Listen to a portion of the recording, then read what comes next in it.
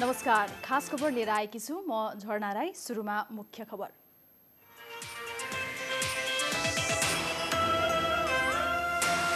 नेपालमा आज थप 62 जनामा कोरोना संक्रमण पुष्टि। बाँकेमा मात्रै 47 जना थपिए। संक्रमितको संख्या 357 पुग्यो। गुल्मीमा पहिलो संक्रमण। क्वारेन्टिनमा युवकको मृत्यु भएकोमा सरकारलाई कांग्रेसको 7 प्रश्न। नागरिकको जीवनमाथि खेलवाड नगर्न चेतावनी। अधिकांश क्वारेन्टिनमा छैन न्यूनतम सुविधा। नेकपा भित्र एमसीसी विवाद फेरि चर्कियो। नीति तथा कार्यक्रममा समावेश गर्नुको कारण स्पष्ट पार्न माग गर्दै खनाल र रावलले प्रधानमन्त्रीलाई लेखे पत्र।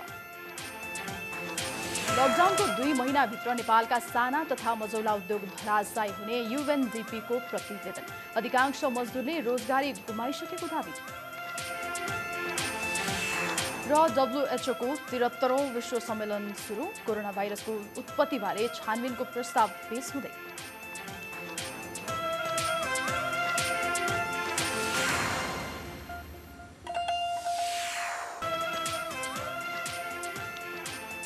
खास खबर सुरु गरौं। नेपालमा आज एकै दिन 62 जनामा कोरोना संक्रमण भेटिएको खबरबाट।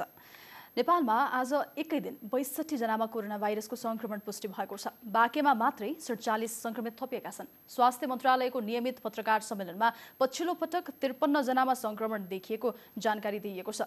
त्यसअघि बिहान 9 जनामा संक्रमण पुष्टि भएको थियो। स्वास्थ्य मन्त्रालयका अनुसार भेरी अस्पतालको प्रयोगशालामा गरिएको परीक्षणमा बाँकेमा 47 जनामा कोरोना संक्रमण देखिएको हो। गुल्मीमा पनि पहिलो पटक संक्रमण देखिएको छ। मदाने गाउँपालिकामा पहिलो संक्रमित भेटिएका हुन्। मोरङ, धनुषा, दाङ र धादिङमा पनि संक्रमित थपिएका छन्।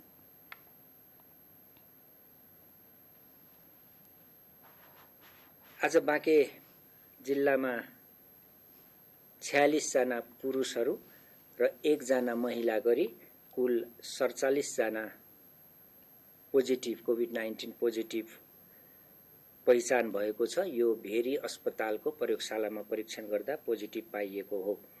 त्यसैगरी मोरङ विराटनगर स्थित प्रादेशिक प्रयोगशालामा मोरङका 1 जना पुरुष, त्यसैगरी भैरवाको प्रयोगशालामा गुल्मीका 41 वर्षीय पुरुष, त्यसैगरी धुलीखेल अस्पतालको प्रयोगशालामा धनुषाका 1 जना, रौतहटका 1 जना, दाङका 1 जना र धादिङका 1 जना गरी जम्मा 4 जना पुरुषहरू थप कोभिड-19 पोजिटिभ देखिनु भएको छ।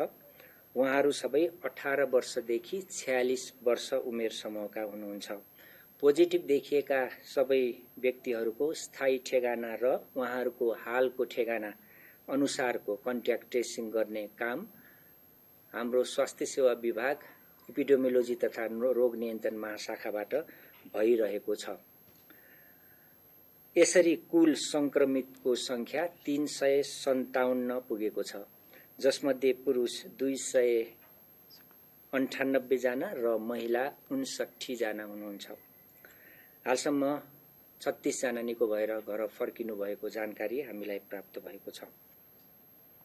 आजै बिहान भेटिएका संक्रमित मध्ये 8 जना रौतहट र 1 जना बाराका छन्। नयाँ संक्रमित मध्ये रौतहटको स्नात नगरपालिकाका 7 र माधव नारायण नगरपालिकाका 1 जना छन्। स्नातका सबै संक्रमित भारतका विभिन्न स्थानबाट आएका हुन्। नगरका विभिन्न वडामा घर भएका 25 देखि 30 वर्षका यी युवा लुकी छिपी नेपाल प्रवेश गर्न लाग्दा यही जेठ 2 गते सुरक्षाकर्मीले नियन्त्रणमा लिएका थिए। त्यसपछि उनीहरूलाई स्थानीय जनता माविको क्वारेन्टिनमा राखिएको थियो। माधव नारायणमा 28 वर्षीय महिलामा देखिएको संक्रमणको स्रोत भने पत्ता लाग्न सकेको छैन। रौतहटका सबै संक्रमितलाई गौरको नर्सिङ होममा बनाइएको आइसोलेसनमा राख्ने तयारी गरिएको छ। हिजो भेटिएका 10 जनालाई पनि सोही नर्सिङ होममा राखिएको छ। यसअघि वीरगञ्ज लैजाने गरिए पनि बेड भरिएकाले जिल्लामै राख्न थालिएको हो। नेपालमा कोरोना संक्रमितको संख्या बढेर 357 पुगेको छ। बाँकेमा आज एकै दिन ठूलो संख्यामा संक्रमित भेटिएका छन्। त्यहाँ संक्रमितको संख्या 80 पुगेको छ। बाँकेका क्वारेन्टिनलाई लिएर पनि प्रश्न उठेका छन्। थप जानकारी दिन नेपालगञ्ज सहकर्मी कृष्ण अधिकारी हाम्रो सम्पर्कमा जोडिनु भएको छ। कृष्णजी, आज एकै दिन 47 जना संक्रमित भेटिए हैन? उहाँहरूको ट्राभल हिस्ट्री कस्तो छ? उहाँहरू कहाँ बस्नु भएको रहेछ? के जानकारी छ यहाँसँग?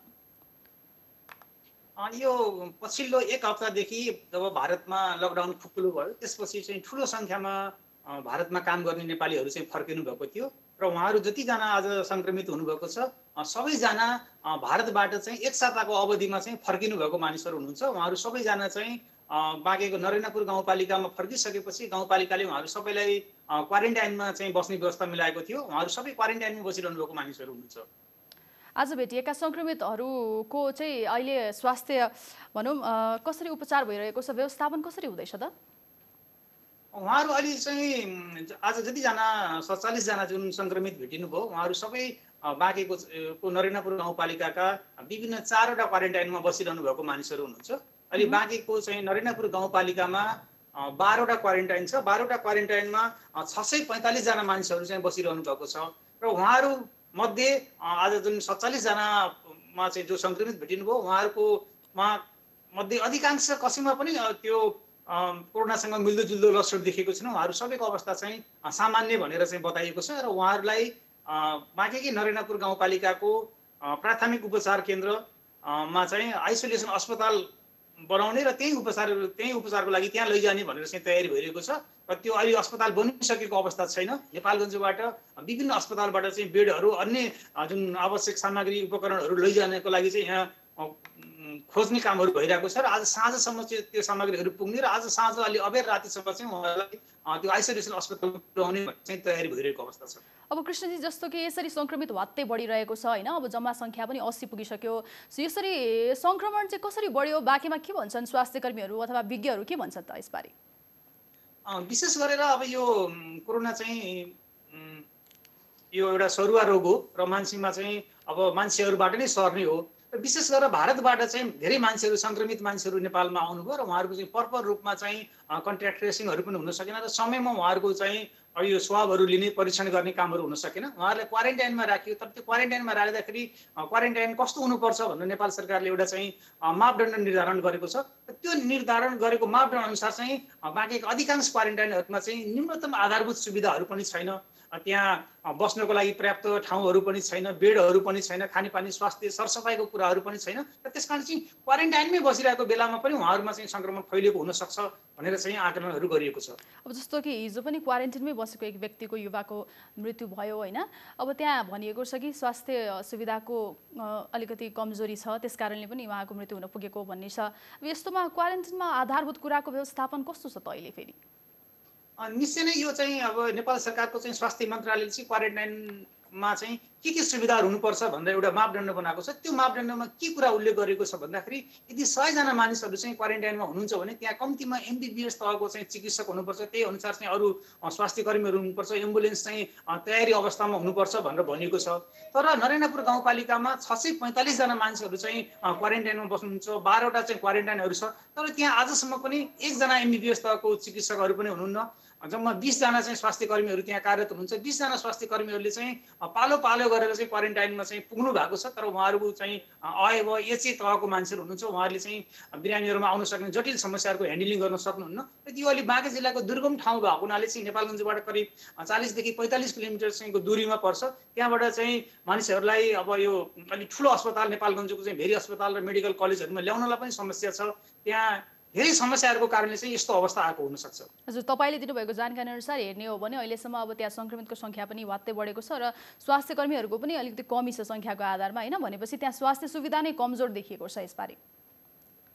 निश्चय नै यहाँ स्वास्थ्य सुविधा एकदमै कमजोर छ र विगत 9 महिनादेखि चाहिँ त्यहाँको प्राथमिक स्वास्थ्य केन्द्रमा चाहिँ चिकित्सक हुनुहुन्न र त्यसको बारेमा चाहिँ गाउँपालिकाले पटक पटक केन्द्र सरकार प्रदेश सरकारको चाहिँ ध्यान आकर्षण गराएको छ। तर पनि त्यसको चाहिँ खासै सुनाइ भएको छैन र त्यहाँ 1 हप्तादेखि 400 भन्दा बढी मानिसहरू बस्नु भएको थियो। क्वारेन्टाइन नेपाल सरकारले मापदण्ड बनाउँछ, क्वारेन्टाइनमा यो हुनुपर्छ, तर त्यो मापदण्ड पुरा गर्नेतर्फ चाहिँ कुनै पनि काम भएको छैन। खालि मिटिङ हुन्छ, विभिन्न निर्देशनहरू जारी हुन्छ, तर कार्यान्वयन नभएको कारणले चाहिँ यस्तो समस्या आएको भनेर स्थानीय बासिन्दाहरूले चाहिँ अलिकति आक्रोश चाहिँ व्यक्त गरिरहेको अवस्था चाहिँ छ। अब यस्तो अवस्थामा सङ्घीय सरकारबाट कुनै पनि सहयोग प्राप्त नभएको अवस्थामा, सुनवाई नभएको अवस्थामा त्यहाँको स्थानीय सरकारले चाहिँ कस्तो पहल कदमीहरू लिइरहेका छन् त?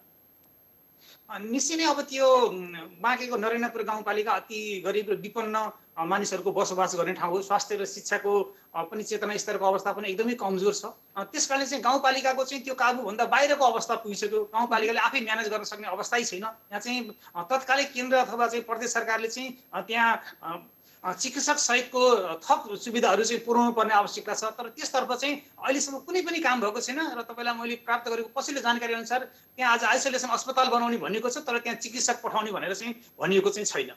हुन्छ, धन्यवाद यहाँलाई। हामीसँग जोडिनु भएको थियो हाम्रा नेपालगञ्ज सहकर्मी कृष्ण अधिकारी। आज नेपालमा एकै दिन 62 जना कोरोना भाइरसको संक्रमण पुष्टि भएको छ। यसमा बाँकेमा आज एकै दिन ठुलो संख्यामा संक्रमित भेटेका छन्, जसमा 47 जना रहेका छन् र यसै विषयमा हामीलाई जानकारी गराउँदै हुनुहुन्थ्यो हाम्रा नेपालगञ्ज सहकर्मी कृष्ण अधिकारी। अब बाँकी खबर, गुल्मीमा पनि प्रदेश 5 को पहाडी जिल्ला गुल्मीमा पनि संक्रमण देखिएको छ। मदाने गाउँपालिका वडा नम्बर 6 का 41 वर्षीय पुरुषमा संक्रमण देखिएको हो। उनी स्थानीय विद्यालयका प्रधानाध्यापक रहेको खुलेको छ। ज्वरो आएपछि घरमै बसेका उनको सुरुमा स्थानीय क्लिनिकमै उपचार भएको थियो, तर केही दिन औषधि खाँदा पनि सन्चो नभएपछि टाइफाइड भएको भन्दै उनलाई सन्धिखर्क पठाइएको थियो। वैशाख 31 गते आफन्तसँग मोटरसाइकलमा अर्घाखाँचीको सदरमुकाम सन्धिखर्क गएका थिए। त्यहाँको अस्पतालले उनलाई 31 गते राति नै एम्बुलेन्समा बुटवल रेफर गरेपछि क्रिम्सन अस्पतालमा भर्ना गरिएको थियो। उनलाई आइसियुमा राखिएको छ। संक्रमण देखिएपछि क्रिम्सन अस्पताल सिल गरिएको छ। यस्तै मदानीको स्थानीय क्लिनिक, संक्रमितको घर र सन्धिखर्कमा उनको उपचार भइरहेको अस्पताल पनि सिल गर्ने तयारी भइरहेको छ। संक्रमित व्यक्ति गाउँबाट बाहिर ननिस्केकोले उनलाई कसरी संक्रमण भयो भनेर गाउँमा त्रास फैलिएको छ। क्वारेन्टिनमा बसेका व्यक्तिको कोरोनाकै कारण मृत्यु भयो। न्यूनतम मानवीय सुविधा पनि नपाएपछि क्वारेन्टिनमा बसेकाहरू भागे। स्वास्थ्य मन्त्रालयका अनुसार देशभर गरेर 58,000 भन्दा धेरै क्वारेन्टिन बेड छन्। ती क्वारेन्टिनमा अहिले पनि 18,300 जना बसिरहेका छन्। तर अधिकांश क्वारेन्टिनमा न्यूनतम मानवीय सुविधा पनि छैन। खासमा क्वारेन्टिन कस्तो हुनुपर्छ र यस सम्बन्धी मापदण्ड के छ त? यो रिपोर्ट हेरौँ। कोरोना भाइरस संक्रमण भएको ठाउँबाट आएका वा संक्रमितको सम्पर्कमा रहेका व्यक्तिलाई बाहिरी सम्पर्कबाट छुट्याई तोकिएको ठाउँमा राख्नु वा बस्नु नै क्वारेन्टिन हो। कोरोना संक्रमण फैलन नपाओस् भनेर आशंका गरिएका व्यक्तिलाई राखिने क्वारेन्टिनका बारेमा सरकारले मापदण्ड नै बनाएको छ।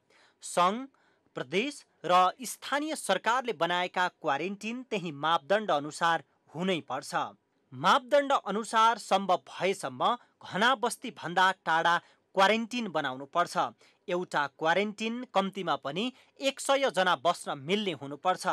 क्वारेन्टिन स्थलमा स्वास्थ्य, सञ्चार, सडक, पानी, बिजुलीको पूर्ण व्यवस्था हुनुपर्छ।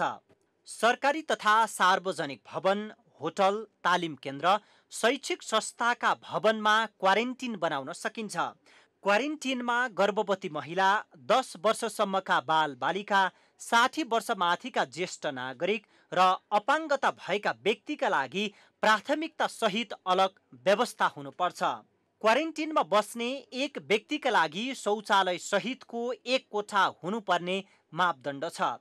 त्यो नभए एउटा कोठामा अधिकतम 3 जनालाई राख्न पाइन्छ र 6 जना अर्थात् 2वटा कोठाका लागि एउटा शौचालय र स्नान गृह बनाउनु पर्छ।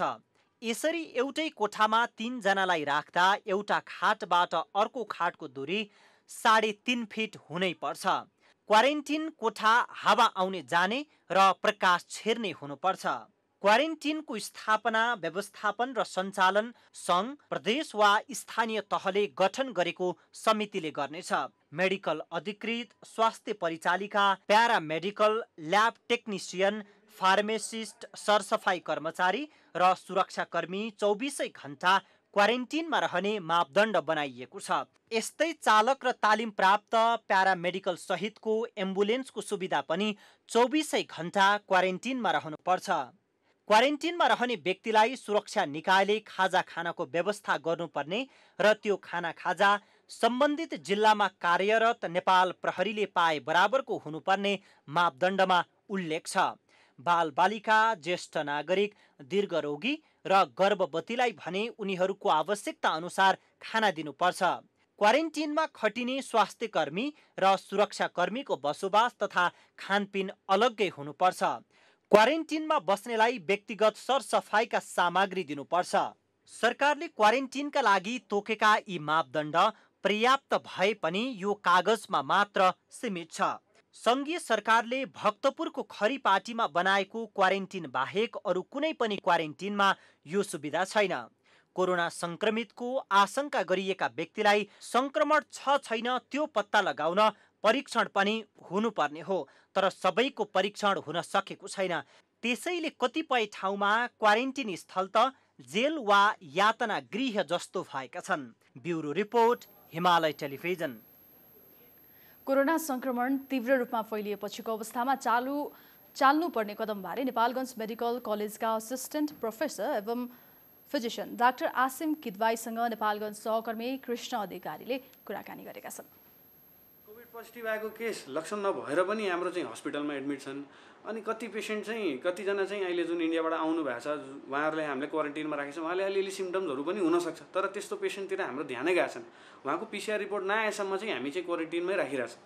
त्यो चाहिँ अलिकति सिस्टम नमिलेकै हो, सिस्टमको गडबडी नै हो। कोभिड रिपोर्ट नआएसम्म आइसोलेसन हस्पिटलको व्यवस्था छँदैछ। यहाँ हाम्रो हस्पिटलमा पनि आइसोलेसन बेड छ, भेरीमा पनि छ, अलमोस्ट हरेक ठाउँमा गभर्मेन्टले तोकेकै छ।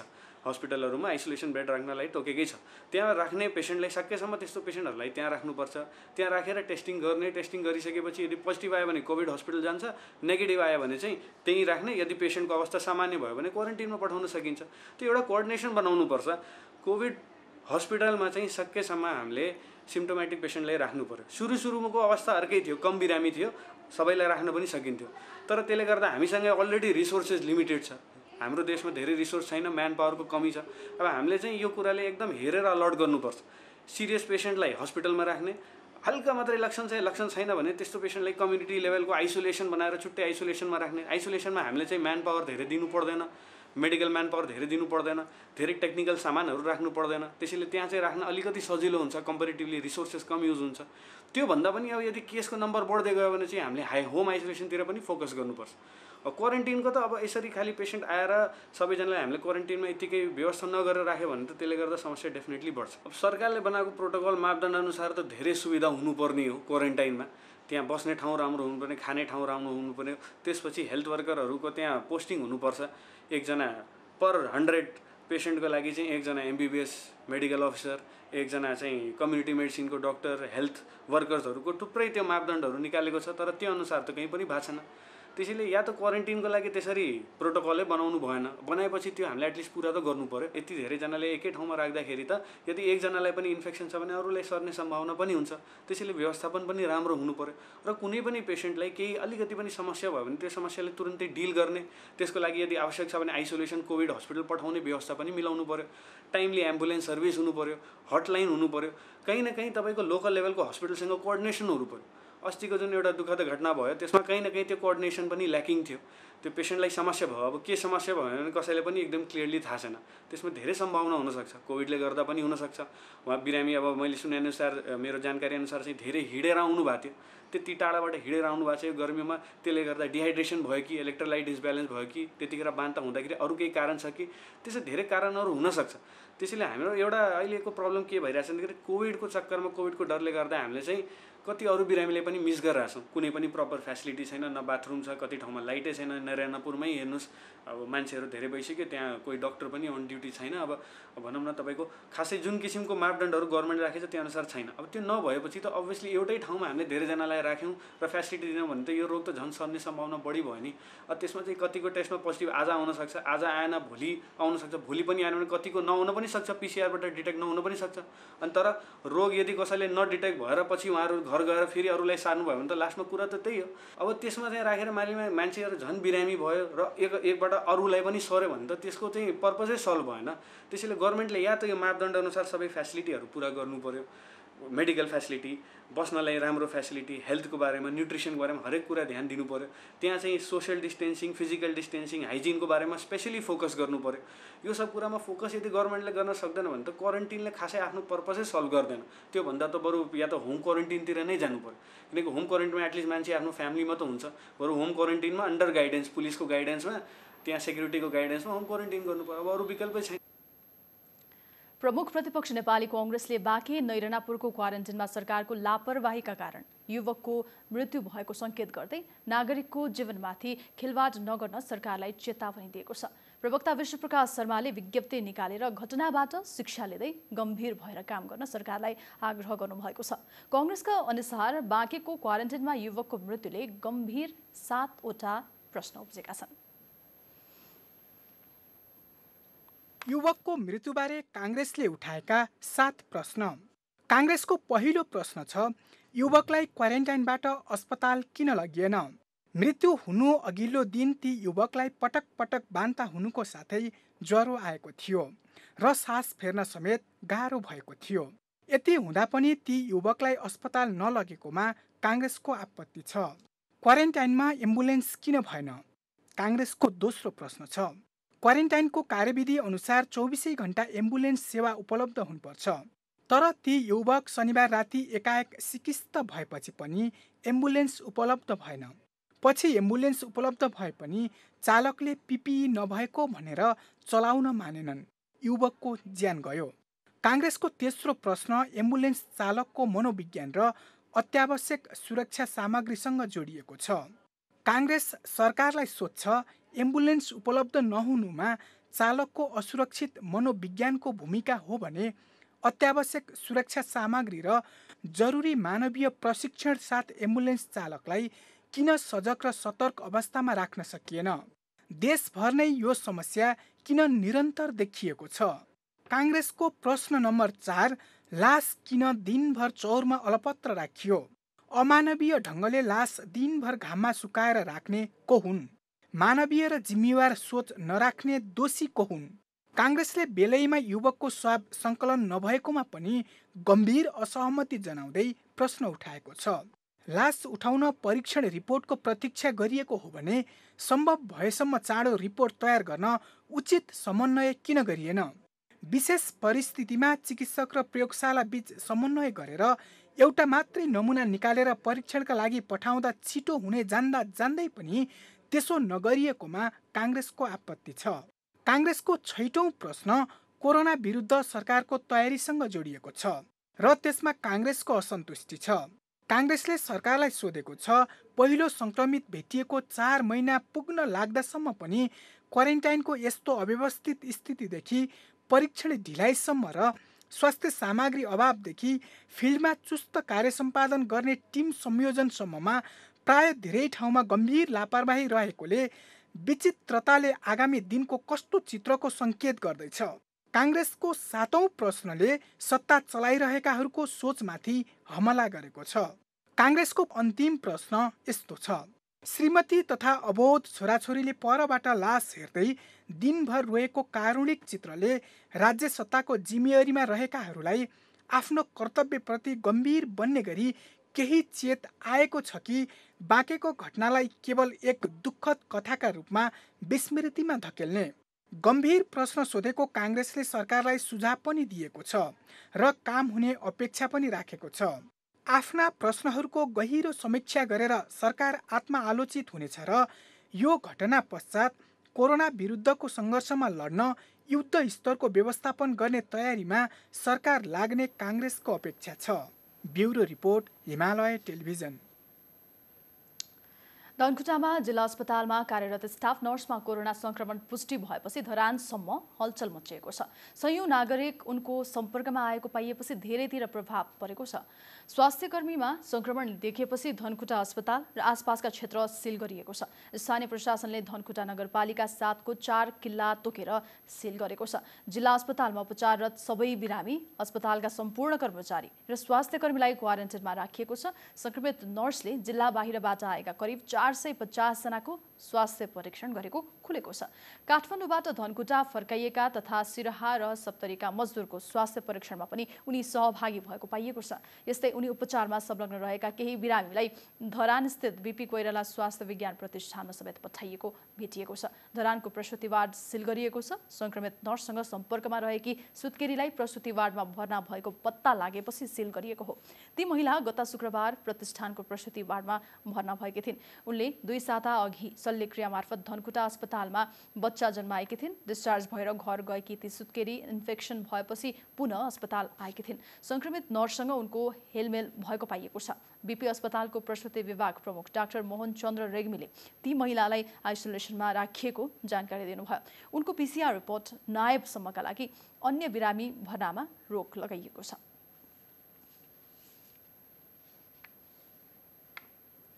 खास खबर बाँकी नै छ, हामी तपाईसँगै छौँ। अहिले भने मुख्य खबर फेरि एकपटक।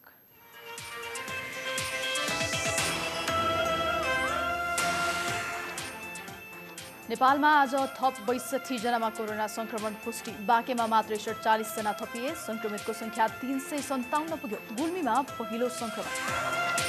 क्वारेन्टिनमा युवकको मृत्यु भएकोमा सरकारलाई कांग्रेसको 7 प्रश्न। नागरिकको जीवनमाथि खेलवाड नगर्न चेतावनी। अधिकांश क्वारेन्टिनमा छैन न्यूनतम सुविधा। नेकपा भित्र एमसीसी विवाद फेरि चर्कियो। नीति तथा कार्यक्रममा समावेश गर्नुको कारण स्पष्ट पार्न माग गर्दै खनाल र रावलले प्रधानमन्त्रीलाई लेखे पत्र। र कोरोना संक्रमण नियन्त्रणमा सरकारको तयारीप्रति सांसदको आक्रोश। सरकारको गैर जिम्मेवार व्यवहारले ठूलो संकट निम्तन सक्ने चेतावनी।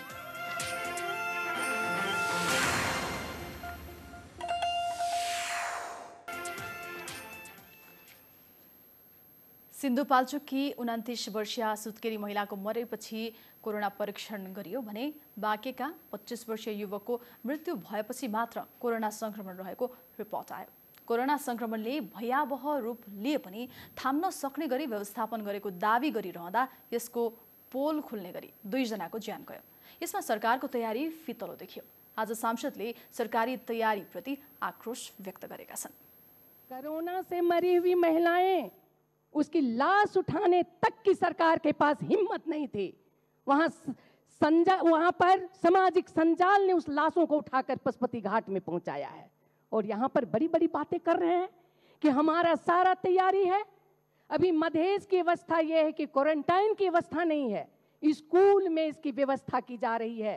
लोग त्रसित हैं, डरे हुए हैं। मरने के बाद कोरोना का साबित होना, ये तो पहला देश नेपाल है। आक्रोश सांसद यादवको मात्र होइन, अरू धेरै सांसदमा छ। सरकारको कमजोर उपचार व्यवस्थापनले गर्दा संक्रमितले परीक्षण अगावै ज्यान गुमाउनु पर्यो र ज्यान गुमाएपछि मात्र सरकारले कोरोना संक्रमण रहेको थाहा पायो। यसैमा सांसदहरूको गम्भीर प्रश्न छ। कोभिड-19 का विरुद्ध सम्पूर्ण राज्य शक्ति लडिराखेको बेला नेपालमा 2 जनाको ज्यान गएको छ। यसरी ज्यान गुमाउनेहरूको ज्यान गएपछि मात्रै स्वास्थ्य परीक्षण अनि कोरोना भएको पुष्टि र कोरोनाकै कारण उनीहरूको ज्यान गएको ठहर अत्यन्तै दुःखद विषय हो। सरकारले परीक्षण र उपचारको विधिलाई व्यापक बनाओस्। दिनहु ठूलो संख्यामा संक्रमित बढिरहेका छन्, तर विश्व युद्धमा भन्दा बढी मानवीय क्षति गर्ने देखिएको संक्रमणबाट बचाउन सरकार गम्भीर भएर नलागेकोमा सांसदहरूको गुनासो छ। कोरोनाको क्वारेन्टाइनमा मान्छे मरेको छ, एउटा क्वारेन्टाइनको पनि राम्रो व्यवस्था र चेक जाँच गर्न सकेको छैन। किन चाहिने मर्नुभन्दा पहिल्यै उसलाई लागेको थियो, कोरोनाले ग्रसित थियो भनेर किन भन्न सकेन सरकारले? मरेपछि स्वाब परीक्षण गरेर मात्रै घोषणा गर्यो। त्यसकारण यति असक्षम। क्वारेन्टिनमा बसेकाहरूको पीसीआर परीक्षण नै गर्न सरकारलाई धेरैले दबाब नदिएका होइनन्, तर सरकारले परीक्षणको आधार र क्राइटेरिया हेरेर बस्यो र सरकारको यही गैर जिम्मेवार व्यवहारले ठूलो खतरा निम्त्याउने डर सांसदहरूलाई लागेको छ। कोभिड-19 बाट एउटा पनि ज्यान गएको छैन भनेर तिग्रा ठटाउँदै गर्दा यस्तै शैली हो, यस्तै प्रवृत्ति हो, यस्तै काम गर्ने तरिका र यस्तै तयारी हो भने अब केही दिन पछाडि मर्ने मानिसको संख्या गन्न भ्याइँदैन भनेर कसैले गरेन। यो रिपोर्ट तयार पार्दासम्म नेपालमा कोरोना संक्रमितको संख्या 400 नजिक पुगिसकेको छ, तर सरकारका अभिव्यक्ति र व्यवहारमा कुनै परिवर्तन आएको देखिन्न। सरकारले भनेको व्यवस्थापनमै भर पर्दा उपचार नै नपाई अकालमा नागरिकले ज्यान गुमाउनु परिरहेको छ। सरकारले अब पनि बालुवाटार र सिंहदरबारका कोठा भन्दा पर गएर नसोच्ने हो भने स्थिति ऊ आफैले थाम्न सक्ने छैन। हिमालय टेलिभिजनका लागि सृजना घिमिरे, काठमाडौँ।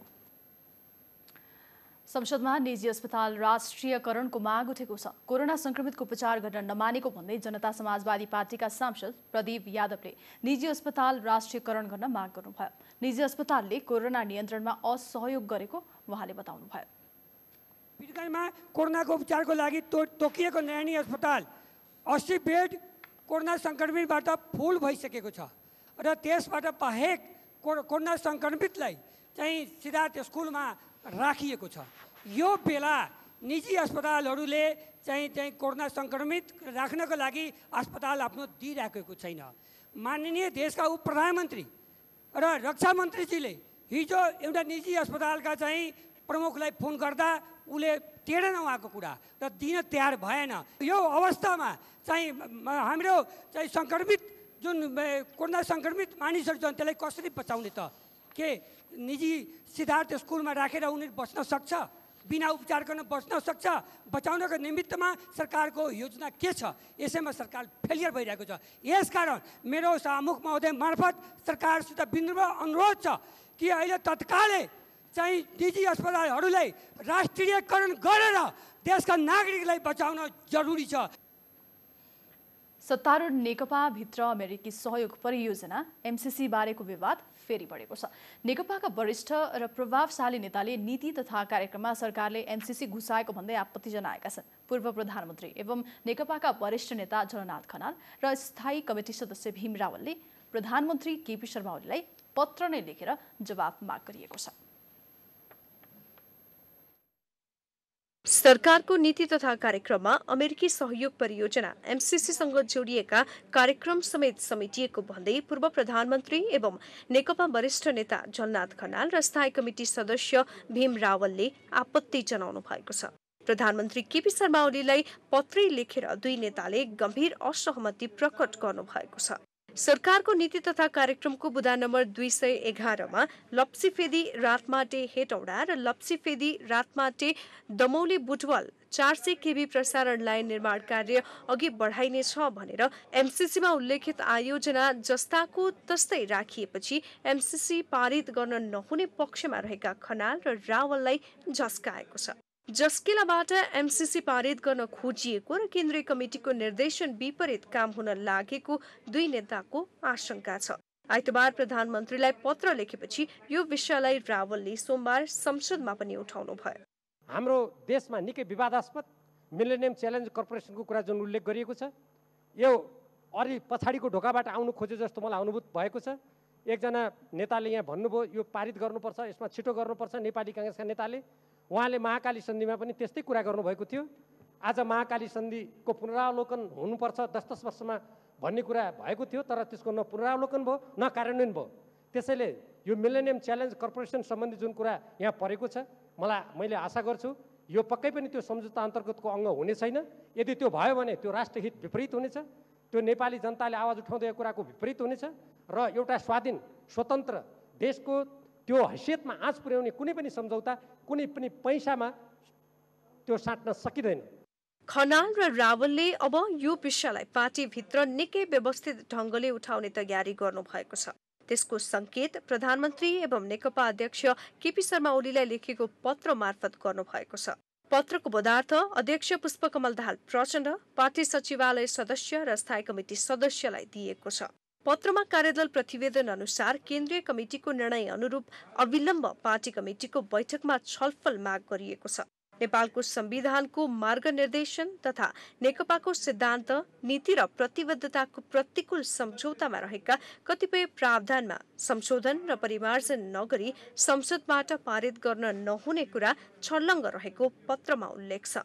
कार्यदलको प्रतिवेदनका आधारमा पार्टीबाट निर्णय नभई एमसीसी सम्झौता संसदबाट अनुमोदन गराउन नहुने केन्द्रीय कमिटी र स्थायी कमिटिका बहुसंख्यक सदस्यको राय रहेको स्मरण गराउँदै खनाल र नेपालले कार्यदलले बुझाएको प्रतिवेदनका 31 वटा तथ्य फेरि स्मरण गराउनु भएको छ। यो आयोजना नेपाल सरकारले आफ्नै बजेट व्यवस्था गरी सञ्चालन गर्न खोजेको हो वा जस्केलाबाट एमसीसीसँगको सम्झौतामा उल्लेखित आयोजनालाई अघि बढाउन खोजिएको हो भन्ने स्पष्ट पार्न प्रधानमन्त्रीसँग माग गरिएको छ।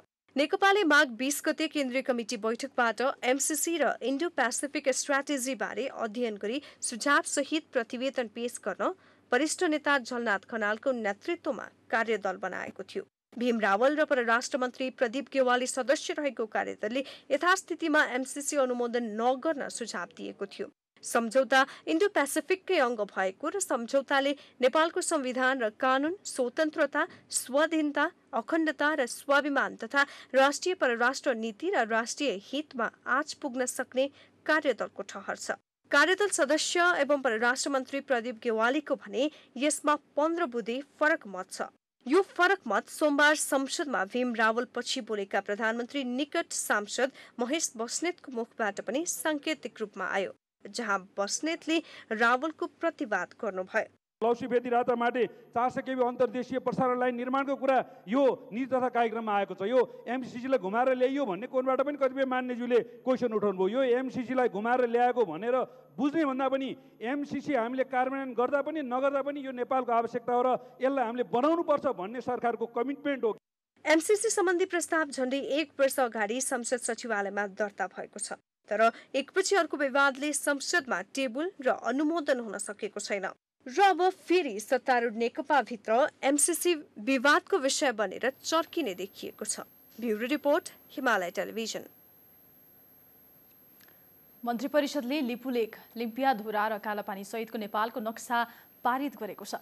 आज बेलुकी बसेको मन्त्री परिषद बैठकले भूमि व्यवस्था मन्त्री पद्मा अर्यालले पेश गरेको नक्सा सहितको प्रस्ताव स्वीकृत गरेको हो। नयाँ नक्सामा भारतले अतिक्रमण गरेका नेपालका लिपुलेक, कालापानी र लिम्पियाधुरालाई समावेश गरिएको छ।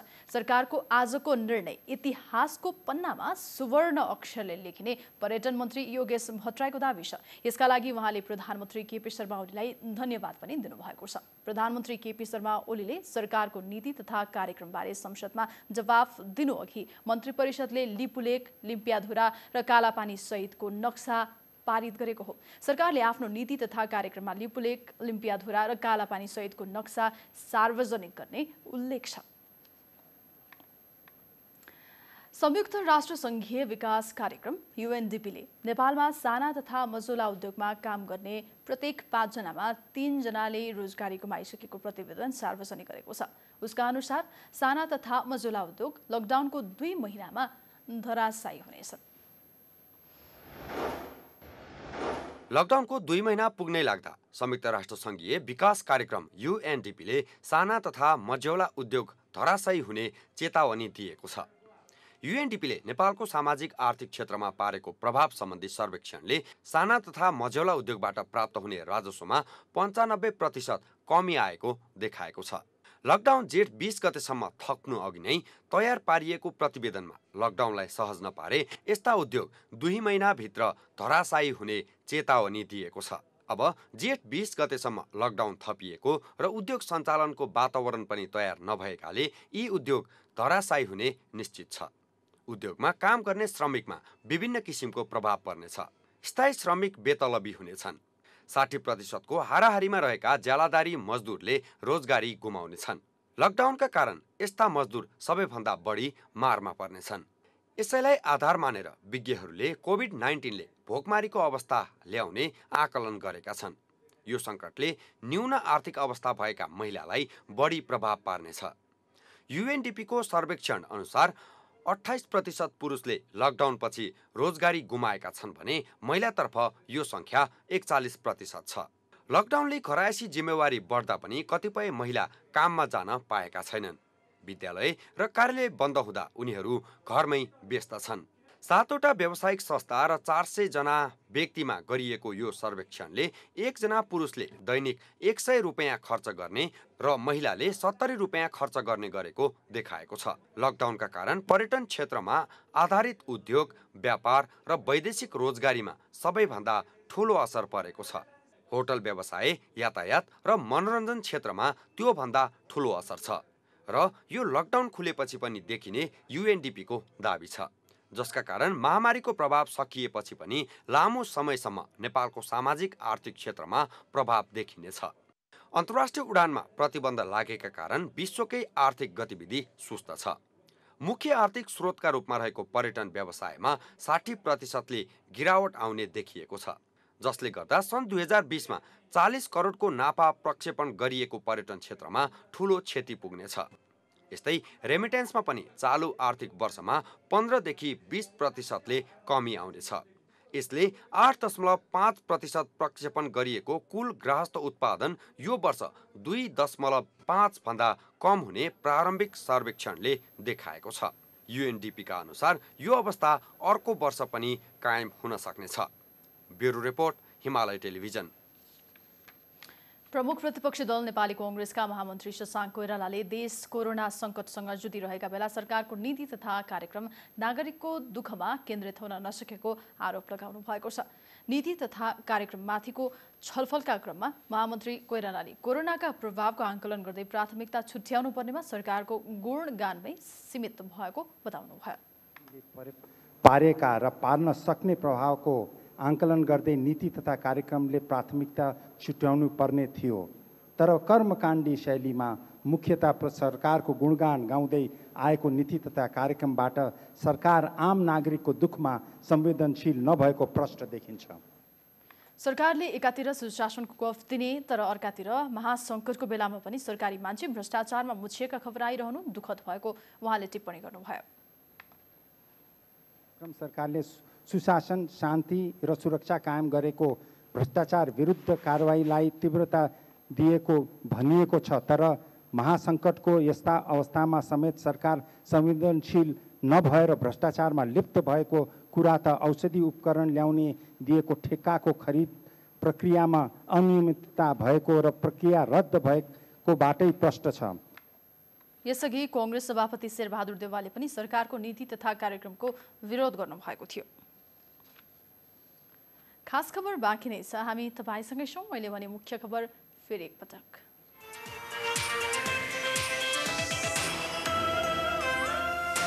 भारतले अतिक्रमण गरेको भूमि समेटेर तयार पारिएको नक्सा मन्त्री परिषदबाट पारित। यो निर्णय इतिहासमा स्वर्ण अक्षरले लेखिने मन्त्री भट्टराईको दाबी। नेपालमा आज थप 62 जनामा कोरोना संक्रमण पुष्टि, बाँकेमा मात्र 47 जना छपिए। संक्रमितको संख्या 357 पुग्यो। गुल्मीमा पहिलो संक्रमण। क्वारेन्टिनमा युवकको मृत्यु भएकोमा सरकारलाई कांग्रेसको 7 प्रश्न। नागरिकको जीवनमाथि खेलवाड नगर्न चेतावनी। अधिकांश क्वारेन्टिनमा छैन न्यूनतम सुविधा। र लकडाउनको 2 महिनाभित्र नेपालका साना तथा मझौला उद्योग धराशायी हुने UNDP-को प्रतिवेदन। अधिकांश मजदुरले रोजगारी गुमाइसकेको दावी।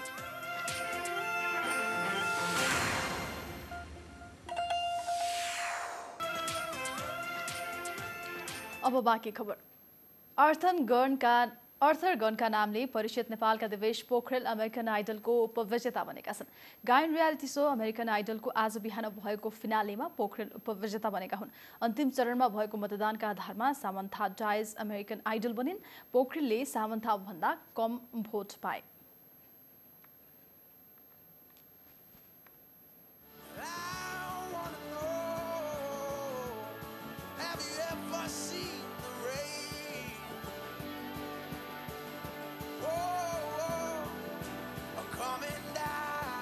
दिवेशलाई उपाधिको दावेदारका रूपमा हेरिएको थियो। यद्यपि अमेरिकन आइडलको फाइनलमा पुग्ने उनी पहिलो नेपाली बनेका छन्। काठमाडौँको रवि भवनमा जन्मिएका दिवेश 2014मा अमेरिका पुगेका थिए। जस्ट साम नामले परिचित उपाधि विजेता 21 वर्षीय सामन्त लाइबेरियन मुलुककी अश्वेत गायिका हुन्। न्युयोर्क निवासी सामले न्युयोर्कका सबवे र रेलमा पनि गाउने गर्थिन्। उनी सानो छँदा आमा जेल परेकाले हजुरआमाले हुर्काएकी थिइन्। सामलाई जिताउन लाइबेरियामा अभियान चलाइएको थियो। अब आर्थिक खबर।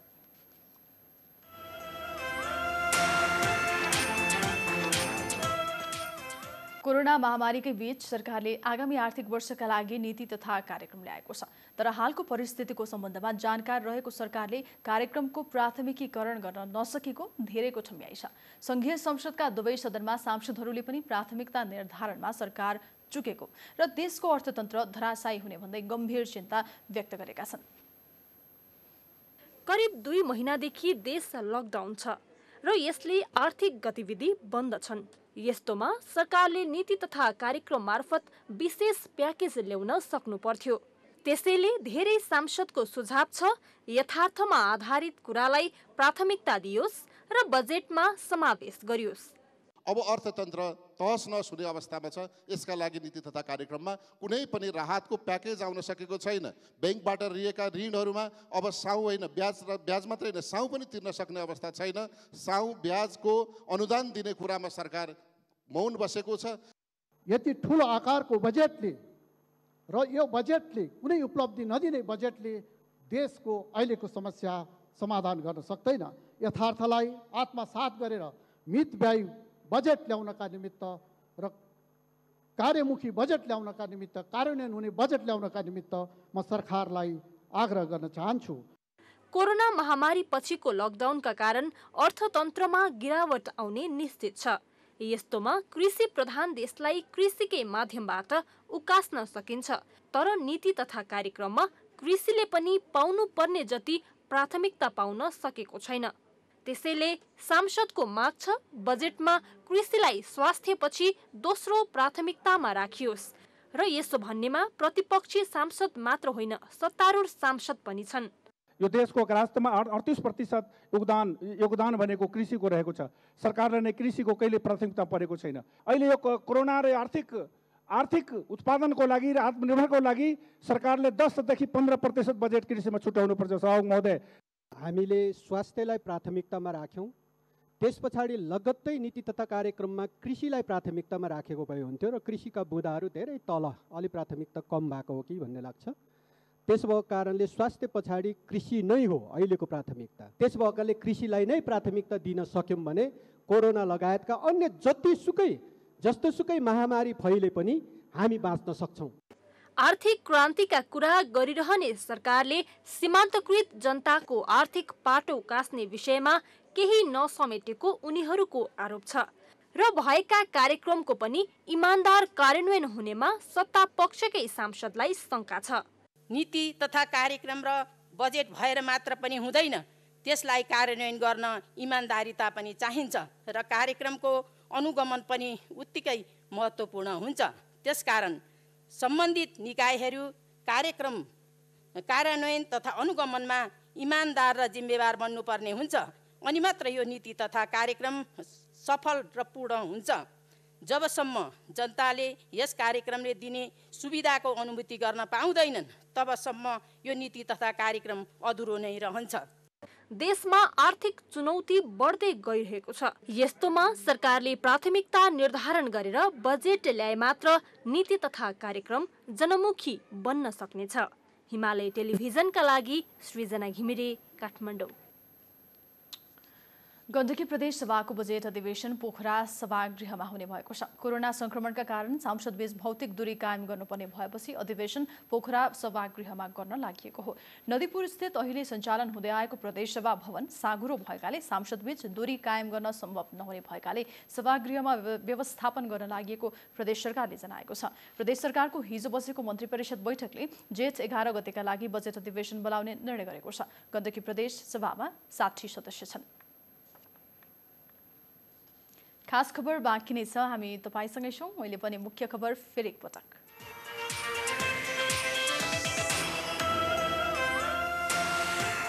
भारतले अतिक्रमण गरेको भूमि समेटेर तयार पारिएको नक्सा मन्त्री परिषदबाट पारित। यो निर्णय इतिहासमा स्वर्ण अक्षरले लेखिने मन्त्री भट्टराईको दाबी। नेपालमा आज थप 62 जनामा कोरोना संक्रमण पुष्टि, बाँकेमा मात्रै 47 जना थपिए। संक्रमितको संख्या 357 पुग्यो। गुल्मीमा पहिलो संक्रमण। क्वारेन्टिनमा युवकको मृत्यु नभएकोमा सरकारलाई कांग्रेसको 7 प्रश्न। नागरिकको जीवनमाथि खेलवाड नगर्न चेतावनी। अधिकांश क्वारेन्टिनमा छैन न्यूनतम सुविधा। र विश्वभर 48 लाखभन्दा बढी मानिस कोरोना भाइरसबाट संक्रमित, 3,17,000 को मृत्यु। रुसमा संक्रमितको संख्या 3 लाख नजिक।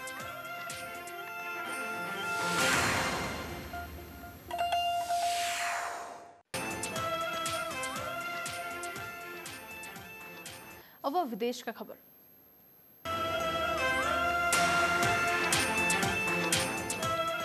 विश्व स्वास्थ्य संगठन WHO को 73औं विश्व स्वास्थ्य सम्मेलन सुरु भएको छ। WHO को यो 2 दिने सम्मेलनलाई महत्त्वका साथ हेरिएको छ।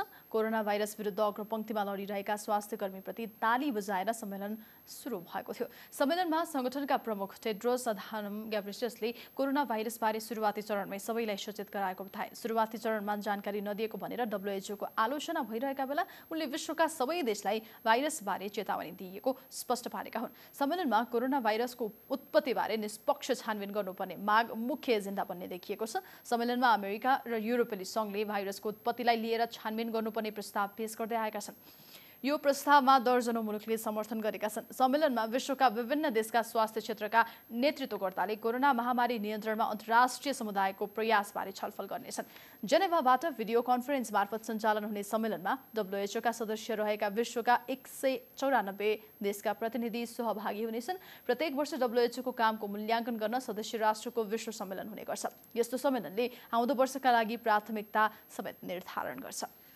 युरोपेली मुलुक रुसमा संक्रमण फैलने क्रम जारी छ। त्यहाँ पछिल्लो पटक पनि करिब 9000 संक्रमित थपिएका छन्। रुसमा विगत 2 सातादेखि प्रतिदिन 10,000 हाराहारीको संख्यामा संक्रमित भेटिरहेका छन्। रुसमा संक्रमितको संख्या 2,90,000 नागेको छ। मृतकको संख्या पनि 2700 नागेको छ। पछिल्लो पटक थप 91 जनाको ज्यान गएको छ। संक्रमितको आधारमा रुस विश्वकै दोस्रो स्थानमा छ। विश्वमा कोरोनाका कारण 48 लाख भन्दा बढी संक्रमित भइसकेका छन्। 3,17,000ले ज्यान गुमाएका छन्।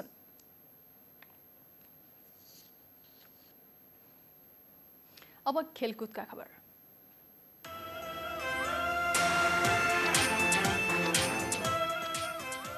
दक्षिण एसियाली खेलकुदमा पदक जित्ने खेलाडी, प्रशिक्षक र सहायक प्रशिक्षकले पूर्व घोषित पुरस्कार रकम पाएका छन्। पछिल्लो पटक 68 जना प्रशिक्षकलाई पुरस्कार रकम दिएको युवा तथा खेलकुद मन्त्रालयले जनाएको छ। 68 जना प्रशिक्षकको पुरस्कार रकम सम्बन्धित बैंक खातामा जम्मा भएको जानकारी दिँदै मन्त्रालयले बैंकमा बुझ्न सबैलाई आग्रह गरेको छ। रकम जम्मा नभएको अवस्थामा राष्ट्रिय खेलकुद परिषदमा सम्पर्क गर्न पनि भनिएको छ। दक्षिण एसियाली खेलकुदमा नेपालबाट प्रशिक्षक र सहायक प्रशिक्षक गरी 112 सदस्य थिए। सरकारले गत मङ्सिरमा सम्पन्न सागमा स्वर्ण जिताउने प्रशिक्षकलाई 5 लाख, रजतलाई 3 र काँस्य पदक जिताउनेलाई 2 लाख रुपैयाँ दिने घोषणा गरेको थियो। यस्तै सहायक प्रशिक्षकतर्फ स्वर्ण 3 लाख, रजतलाई 2 र काँस्य पदक जिताउने सहायक प्रशिक्षकले 1 लाख रुपैयाँ पाएका छन्। युवा तथा खेलकुद मन्त्रालयले आज विज्ञप्ति निकालेर पदक जित्ने 435 खेलाडीलाई 18 करोड 53 लाख रुपैयाँ यसअघि नै दिएको जानकारी दिएको छ। स्कटल्यान्डको पहिलो डिभिजन लिग रद्द भएको छ। कोरोना भाइरसका कारण पछिल्लो 3 महिनादेखि स्थगित लिग सञ्चालन हुन सक्ने सम्भावना नदेखिएपछि रद्द गरिएको हो। सेल्टिकलाई च्याम्पियन घोषणा गरिएको छ। हट्स भने दोस्रो डिभिजनमा घटुवा भएको छ। सोमबार 12 क्लब बीचको बैठकले लिग रद्द गर्ने विषयमा सहमति जनाएका हुन्। सेल्टिक निकटतम प्रतिद्वन्दी रेन्जर्स भन्दा 13 अङ्कले अघि थियो। अब मौसम सम्बन्धी खबर।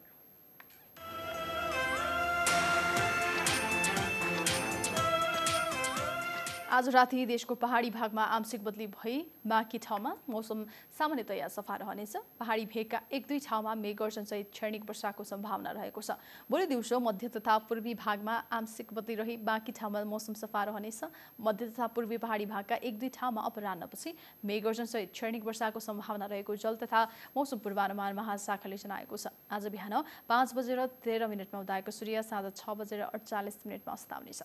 अब देशका विभिन्न ठाउँको मौसम सम्बन्धी थप जानकारी।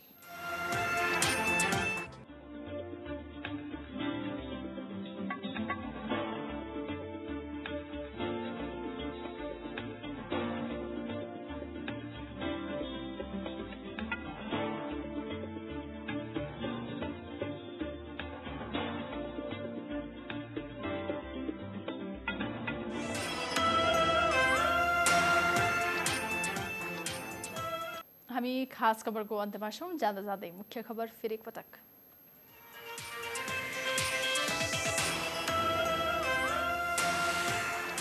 भारतले अतिक्रमण गरेको भूमि समेटेर तयार पारिएको नक्सा मन्त्री परिषदबाट पारित। यो निर्णय इतिहासमा स्वर्ण अक्षरले लेखिने मन्त्री भट्टराईको दाबी।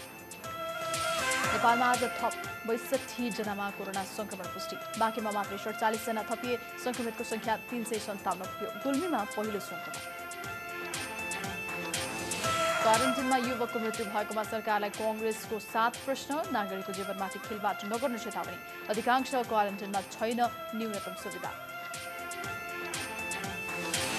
नेकपा भित्र एमसीसी विवाद फेरि चर्कियो। नीति तथा कार्यक्रममा समावेश गर्नुको कारण स्पष्ट पार्न माग गर्दै खनाल र रावलले प्रधानमन्त्रीलाई लेखे पत्र। WHO को 73औं विश्व सम्मेलन सुरु। कोरोना भाइरसको उत्पत्तिबारे छानबिनको प्रस्ताव पेश हुँदै।